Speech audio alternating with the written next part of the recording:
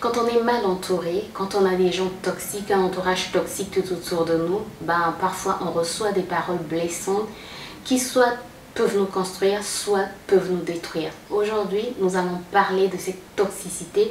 Aujourd'hui, on va parler des paroles blessantes que les enfants reçoivent et parfois qui leur causent beaucoup de tort. Sans plus tarder, on passe dans le vif du sujet.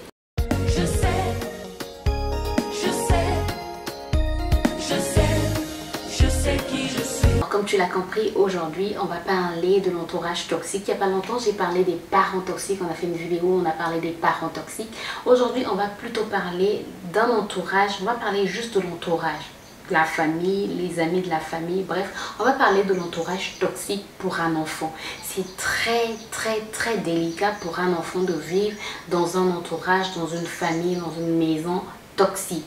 Quand je parle de la toxicité dans le sens des paroles blessantes. Il y a des gens qui sont là uniquement pour blesser les enfants. Il faut savoir qu'un enfant, c'est un être humain en construction. Et les paroles que tu es en train de lui adresser vont soit le détruire, soit le construire. Ça, il faut qu'on s'en rende compte que les paroles qu'on adresse à un enfant vont soit le construire, soit le détruire. Donc, si on ne fait pas attention, on est en train de détruire notre enfant. Ça sera un adulte détruit. Ça sera un adulte qui sera façonné par rapport aux paroles que nous sommes en train de lui adresser. Personnellement, je te prends mon exemple. Parce que je préfère prendre mon exemple, même s'il y a beaucoup d'autres exemples que je connais, mais je préfère te parler de mon exemple. Moi, petite, j'avais dans mon entourage des gens très proches, en tout cas de la famille, qui me disaient « Oh, toi, tu as une grosse tête, tu as une grosse tête, tu as une grosse tête. » Et il y avait quelqu'un de ma famille qui prenait souvent cet exemple, même s'il y avait plusieurs personnes qui disaient que j'avais une grosse tête, il y avait quelqu'un de ma famille qui prenait souvent l'exemple de dire « Toi, quand Dieu t'a créé, on avait oublié la tête et ensuite il s'est rappelé qu'il avait envoyé un corps sans tête dans le ventre de ta mère. Ensuite, il a juste pris une boule qu'il a façonnée sans pour autant la peser par rapport au corps parce que nous, on nous a pesé. La tête correspond à notre corps, mais toi, on n'a pas pesé ton corps, on n'a pas pesé ta tête, on a juste pris une boule comme ça que Dieu a façonnée et qu'il a balancé dans la tête, dans le ventre de ta mère et voilà, tu es venu au monde. » Dans ma tête, cette personne-là le disait peut-être en blaguant. Les personnes de mon entourage qui disaient que j'avais une grosse tête le disaient peut-être en blaguant. Je ne sais pas. Après, peut-être qu'elle disait aussi la vérité, qu'elle trouvait que ma tête était grosse. Mais je peux vous dire que cette parole, en fait, parfois la personne qui l'a dite aujourd'hui, si je lui rappelle, elle va se dire non, moi je t'ai jamais dit ça. Mais cette parole, en fait, a essayé de me détruire jusqu'à un âge très adulte. Pendant des années, j'ai considéré ma tête comme une grosse tête. Je me suis considérée comme une personne qui n'était pas proportionnelle. Je me suis considérée comme laide. Je me suis considérée comme vilaine, comme certaines personnes le diraient. Je me suis vraiment considérée pas belle du tout, juste à cause de cette parole. Et il y a eu aussi d'autres paroles. Je te donne vraiment mes exemples à moi pour que tu puisses te retrouver. Peut-être que toi aussi tu as eu ce genre d'exemple, tu as eu ce genre d'histoire. N'hésite pas à les mettre en commentaire.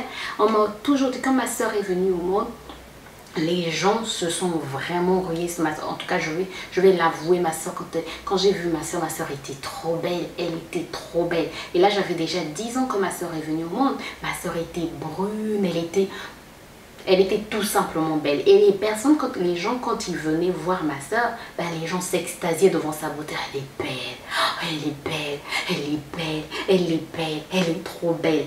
Et c'est comme si moi on m'ignorait. C'est vrai que j'étais déjà un peu grande, mais j'étais encore petite. J'en fais de dire, j'étais pas encore adulte, j'avais 10 ans, donc j'étais encore petite. Et le fait en fait qu'on porte toute cette attention sur ma soeur, je me disais, mais, et avec toutes les paroles que j'avais déjà reçues du genre tu as une grosse tête, je me suis dit, mais donc moi je suis pas belle. Personne ne me dit que je suis belle. À cet âge-là, en fait, je me rappelais même plus si ma mère me disait que j'étais belle. Je sais seulement qu'on disait à ma soeur qu'elle était belle. Bon, après, je sais que ma mère m'a toujours dit que je suis belle, que quand je suis née, bref, les gens me trouvaient belle. Mais à ce moment précis, je voyais que toute l'attention était portée sur ma soeur et je me disais, mais donc moi je suis pas belle, donc c'est vrai que je suis pas belle. Personne ne me dit que je suis belle, personne ne dit, ah par exemple tu es belle comme ta soeur, personne ne dit à ma soeur, tu es belle comme ta grande soeur. Bref, pour moi c'était la confirmation que j'étais vraiment moche. Et j'ai grandi comme ça en fait. Je me disais, jusqu'au lycée en fait, quand un garçon s'approchait de moi pour me faire la cour, je me disais, mais celui-là, qu'est-ce qu'il a dans la tête? En fait, je me disais, s'il s'approche de moi pour me faire la cour, c'est parce que je suis juste intelligente. En fait, moi, le fait quand on m'a dit que je n'étais pas belle, je me suis dit, ok, je vais tout faire pour avoir toujours de bonnes notes à l'école, pour être vraiment intelligente. Et c'est ce que je faisais. Et donc quand un garçon s'approchait de moi, je me disais, certainement c'est à cause de mes notes, voilà, il me trouve intelligente et voilà pourquoi il s'approche de moi. Je me disais que j'étais pas du tout belle. Et une autre histoire, ça c'était avec des amis, pourtant des amis très proches, on était très proches. Après l'école, on était ensemble, à l'école on était toujours ensemble, on nous appelait les Spice Girls. Ouais, on nous appelait les Spice Girls parce que c'était un groupe de filles. Et je me rappelle toujours, il y avait des filles dans ce groupe-là qui me disaient, mais toi ta poitrine elle est énorme, mais comment tu peux avoir une telle poitrine? Parce que moi j'ai toujours eu une poitrine assez développée, ma poitrine s'est développée très tôt. Et voilà, les autres n'avaient pas vraiment de vraie poitrine. Et moi, j'étais toute mince, j'étais presque maigre, je veux dire, et avec une poitrine développée. Donc, on voyait que ma poitrine. Donc, en fait, mes copines disaient tout le temps, mais Grâce, ta poitrine est énorme. C'était pas un compliment, hein. C'était pas du tout un compliment. Mais Grâce, ta poitrine est énorme. Mais Grâce, comment? Non, mais Grâce. Et je me voyais tellement avec une poitrine énorme que moi j'étais toujours comme ça. J'étais toujours comme ça. Quand je parlais, même quand j'ai commencé à travailler, mais je me tenais toujours comme ça. En tout cas, pendant longtemps, pendant des années, je me suis tenue comme ça. Même dans la rue, je marchais parfois comme ça. Imagine, tu vois quelqu'un dans la rue qui est comme ça. Ou tu es en train de parler avec quelqu'un, bah tu fais ça. C'est-à-dire, j'avais toujours des positions pour cacher ma poitrine parce que pour moi, bah, c'était un défaut. Pour moi, c'était quelque chose qui faisait que je sois moche. Pour moi, c'était vraiment la preuve que j'étais moche. Pourtant, ce n'était pas le cas. Je peux même te dire, un jour, on revenait de l'école avec ces mêmes copines-là. Il y avait un jeu action ou vérité. On faisait ce jeu-là pendant qu'on marchait, où on riait, tout et tout.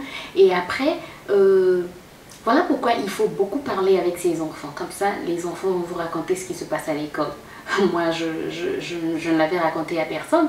Et donc, pendant qu'on marchait, on faisait ce jeu action ou vérité. Et moi, je pense qu'on m'avait, c'était un truc action, je n'avais pas trouvé.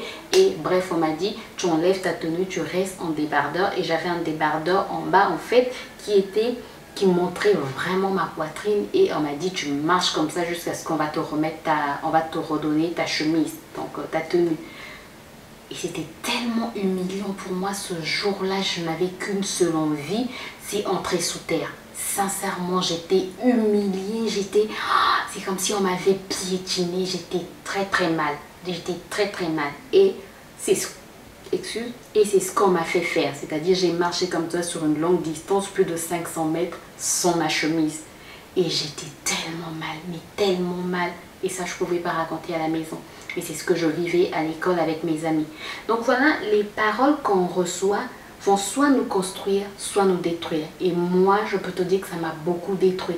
Ça m'a beaucoup détruit dans ma vie. J'ai commencé à travailler, comme je te l'ai dit, je me considérais toujours moche, j'étais toujours comme ça, je me cachais toujours, je trouvais ma tête énorme. Bref, je ne me suis jamais trouvée belle. C'est il y a quelques années que j'ai commencé à me trouver belle. Je ne me suis jamais trouvée belle. Je me disais, ok, je suis intelligente, donc c'est une compensation pour moi. Voilà, je fais tout pour avoir de bonnes notes à l'école, pour être intelligente. C'est vraiment une compensation pour moi. Et même dans la famille, quand on parlait de moi, c'était du genre celle qui a des bonnes notes à l'école, pas celle qui est jolie. Quand il s'agissait de beauté, c'était quelqu'un d'autre. Et c'est quelque chose que j'ai aussi vu toujours dans mon entourage très proche. J'ai vu ça avec une femme qui traitait ses enfants comme ça. En fait, sa fille aînée. Et puis, il y a quelque chose chez nous, on dit souvent que l'aîné, c'est la paix. Je pense que quand mes mamans, quand je parle de mes mamans, plusieurs femmes de mon entourage, quand elles parlaient de ça, elles ne s'en rendaient pas compte. Elles disaient souvent, les aînés viennent pour nettoyer le ventre de la femme.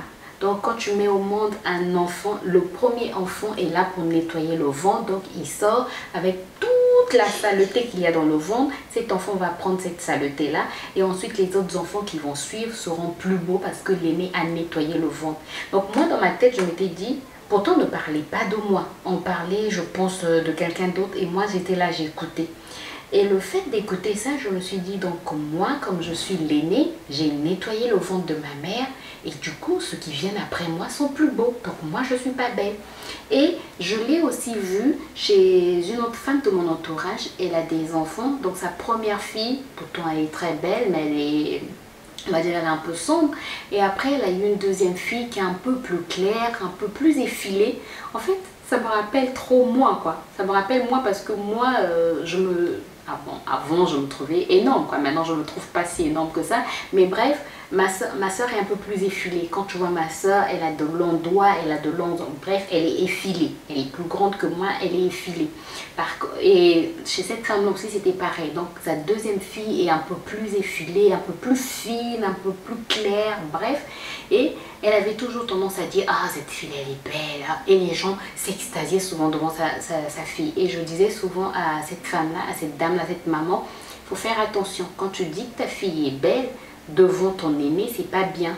Tu ne dis pas à ton aîné qu'elle est vilaine, mais le fait de juste apprécier ta deuxième fille, bah, l'aîné va se sentir mal. Pourquoi je le disais? Parce que moi je l'ai vécu. Si tu ne l'as pas vécu, tu ne peux pas savoir. Tu vas penser que ce que tu es en train de faire est normal. Mais pourtant, l'aînée ne parlait pas, elle ne disait rien. Mais j'ai dit qu'il faut faire attention. Elle ne parle pas, elle ne dit rien, mais tu ne sais pas ce qui se passe en elle. Après, parfois, ce sont des conflits qui vont naître entre sœurs par rapport à ce que vous êtes en train de dire. Moi, j'ai eu ce conflit intérieur vis-à-vis de ma soeur pendant longtemps. Après, quand j'ai grandi, c'est parti. J'aime ma soeur de tout mon cœur. Mais pendant longtemps, pendant que j'étais encore toute jeune, quand j'étais encore au collège, je me disais, ma soeur est tellement plus belle que moi. Quand je vais me marier, ma soeur ne pourra jamais être à côté de moi. Ma soeur, il faudra que je l'éloigne de moi. Après, c'est en grandissant que c'est parti, que ce complexe est parti. Donc, il faut faire attention en fait aux paroles qu'on prononce vis-à-vis des enfants. Ça peut soit construire, soit détruire. Et moi, pendant longtemps, ça m'a détruit. C'est ce que je te dis. Pendant longtemps, j'ai souffert de ce complexe d'infériorité. J'ai souffert de ce complexe me disant que j'étais laide, que j'étais vilaine, que bref, que j'avais une grosse tête, que j'avais une grosse poitrine. Alors qu'aujourd'hui, je peux me regarder dans un miroir et me dire, je suis belle. Pendant longtemps, j'ai dit à ma mère, je ne suis pas belle. J'ai dit à qui voulait l'entendre, je ne suis pas belle. Pendant longtemps. Et même en tant qu'adulte, quand des hommes, avant que je me marie, quand des hommes s'approchaient de moi, je me disais, mais ceux-là, qu'est-ce qu'ils veulent? Bref, j'étais vraiment, mais vraiment sûre que j'étais pas du tout belle. J'étais toujours surprise quand j'avais plusieurs hommes qui venaient vers moi. Je me disais, est-ce qu'ils ont bien regardé? Est-ce que... Non, il y a quelque chose qui cloche. Pour moi, il y avait quelque chose qui clochait de leur côté. Pour moi, je voyais bien, je regardais bien mon image. Non, c'est pas moi qui pouvais attirer de tels hommes. Mais c'est eux qui avaient un problème, alors que c'est moi qui avais ce problème. Et ce problème, c'était dû à toutes ces paroles blessantes que j'avais reçues dans mon enfance.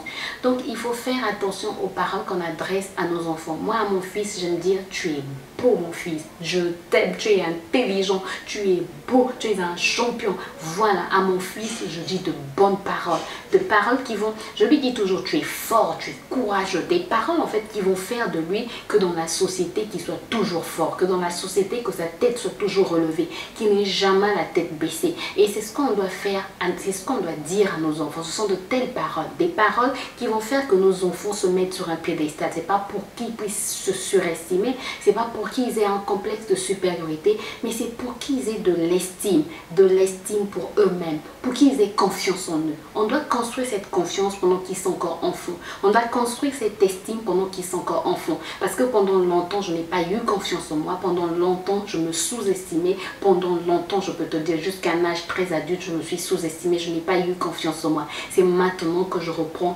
possession de mon corps. C'est maintenant que je me dis, grâce, tu es une femme belle. Grâce, tu es une femme intelligente. Grâce, tu es une femme capable. Voilà. Prenons le temps de le dire à nos enfants. Prenons le temps de le dire à nos neveux, à nos nièces. Prenons le temps même de le dire aux enfants adultes. Prenons le temps de dire à nos enfants que nous les aimons. J'aime bien dire à mon fils, viens me faire un gros câlin. Je t'aime de tout mon cœur. Je t'aime comme ça, jusqu'au ciel. C'est ce qu'on se dit souvent avec mon fils.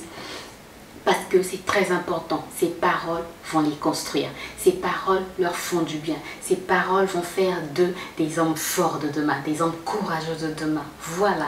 Prononçons de bonnes paroles qui sont des bénédictions sur nos enfants, sur notre entourage, et cela leur fera du bien. Cela les aidera à construire leur avenir, leur destinée. J'espère en tout cas que cette vidéo t'a aidé. J'espère qu'elle t'a plu. Si c'est le cas, n'hésite pas à me laisser des pouces en l'air. N'hésite pas à me dire en commentaire, toi, quelles sont les paroles que tu prononces vis-à-vis de tes enfants, de ton entourage, de tes soeurs, de tes frères, de tes neveux, de tes nièces et même de ta mère. Voilà, c'est important qu'on puisse se dire qu'on s'aime de notre vivant. Parce que c'est pendant que nous sommes vivants que nous pouvons démontrer notre amour. Voilà, si tu n'es pas encore abonné, n'hésite pas à t'abonner et à cliquer sur la cloche pour plus de vidéos. Moi, je te retrouve très bientôt pour de nouvelles vidéos. D'ici là, porte-toi bien. Bye bye.